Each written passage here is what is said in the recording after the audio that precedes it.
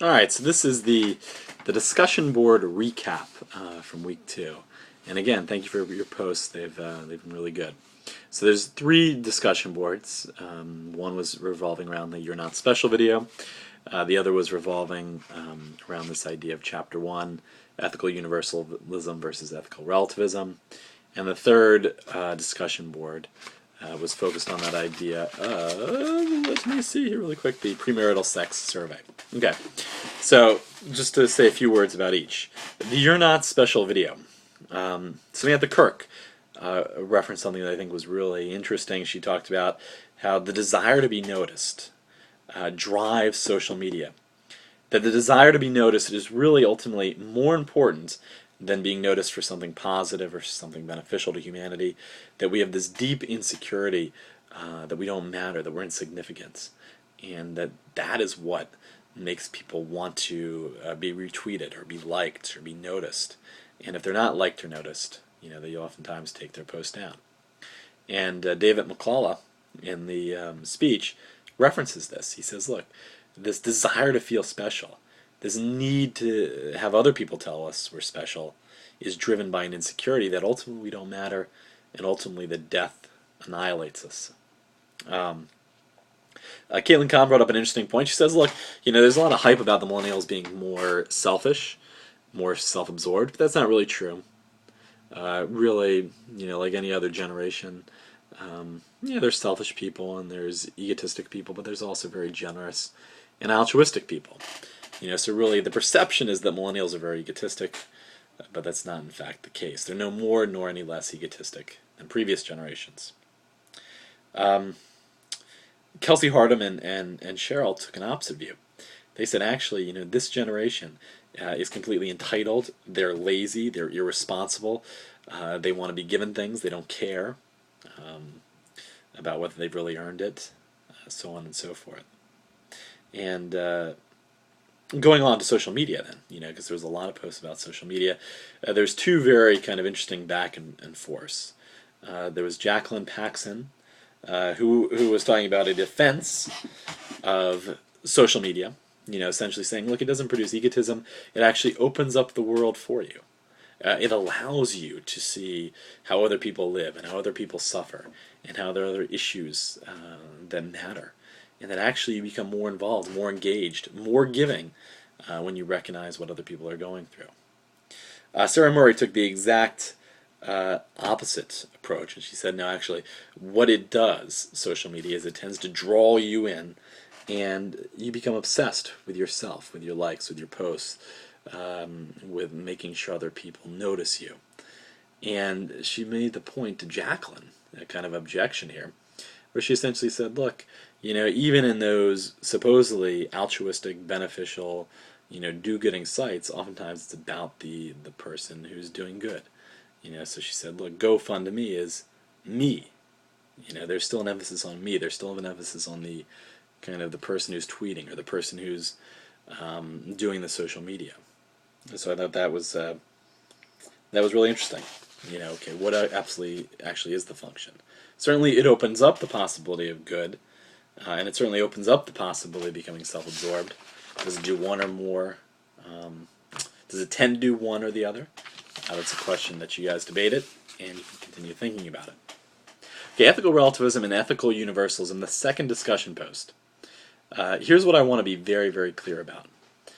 Ethical universalism means that there's certain values, principles, rules that should be followed by everyone, regardless of your culture, regardless of who you are as an individual. Everyone should follow these rules, these values, these principles. That does not mean that everyone will follow these values, rules, or principles. There are certainly cultures or individuals that will break them. And the universalist simply says, well, those people are wrong. They're bad. They're doing what they shouldn't be doing. The ethical relativist can take 2 forms, either communal relativism or subjective relativism. In either case, what ultimately happens is that right and wrong, good and bad, are nothing more than opinions. In communal relativism, it's the community's opinion, and in subjective relativism, it's the individual's opinion that matters. But in either case, right and wrong are nothing more than opinion. That's it. Good and bad are just opinion. Right and wrong are just opinion. And no opinion is better than another. All opinions are equal. And that's something you're going to think about in the week ahead.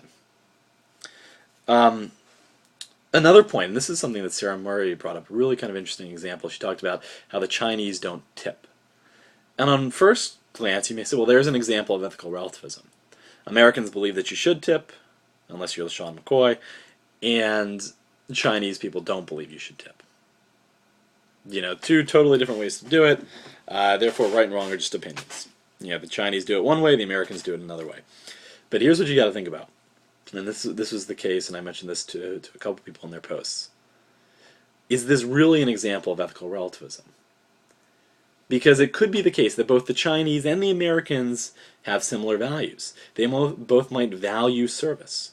They might both value a fair wage for the waiter. They both might value respecting other individuals, including your servers. But how they apply this value could be different. For example, maybe in China, it's the case that the wages of the server are enough to live on. Whereas in America, the wages are very low, and there's the expectation that you'll get tips to make up for that low wage. So in both cases, it could be both groups think that this is what needs to be done in order to give the server a living wage. It's just that they apply this value, or they enact this principle of fair wage just a little bit differently. And again, it's something to be very careful of, because some things might look like they're totally different and be totally different definitions of right versus wrong, but actually, in the end, have shared values. Another student brought up the example of capital punishment. One society may value capital punishment, another may not. And you might say, well, there's an example, right and wrong is just opinion. But if you think a little bit deeper, the two societies may both value justice and fairness and punishing those who do wrong. But what counts as punishment, how you apply that notion of justice and punishment, could be different. So they agree on the core value, but disagree in the application of it, and an ethical universalist could say, no, that is the case. We're not always going to have a clear answer on this account. The final survey, the final discussion board, premarital sex. Some very interesting things. A number of you were essentially saying, look, it's up to the individual. People should be able to have sex with whomever and whenever they like. It is not my business to get involved. It's just simply nothing that I should care about. Now, that's interesting because that is a relativist position. Essentially say, look, whatever you want to do, however you want to organize your sex life is up to you. But the interesting question there then becomes, do you really believe that? Is it whomever and whoever and wherever you like that really is the basis for sex? Or are there some limitations? Because if there's no limitations, and I mentioned this on a couple of your discussion board posts, well, then a 40-year-old having sex with a 10-year-old, what's wrong with that? Did just two individuals having sex? It's up to them. Don't get involved. Or what about the wherever point? Can I have sex in public, in front of little kids? I mean, if it's just really my opinion, why not?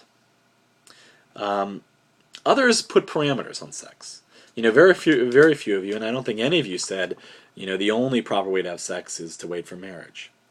But a number of you did say either the two people should be consensual adults. In other words, they should be of the age and of the emotional maturity and the intelligence to understand what they're doing. Others of you went further and said, really, it should be in a committed relationship. The two people should care about each other. They should love each other. That should be the basis for sex. So it's not simply do whatever you want. You should at least be involved, be romantic, be committed to each other. And if you don't have that, then the sex you're engaging in is wrong. And I want to just mention one final point. And that's, a number of you talked about the double standard between women and guys, right? So guys are players, they're cool, they're the man who have a lot of sex, whereas women are sluts, they're tramps, whatever. And you said, look, this isn't fair. That's not right. And certainly you could argue that. But is the problem with kind of a casual approach to sex simply that men and women are labeled differently? Or is it that casual sex is wrong in and of itself? Is it damaging to the people that are actually having sex? That's actually a theme we're going to explore later on in the course, and I look forward to it. And there is your discussion board, week 2 recap. Woo! I look forward to week 3 posts.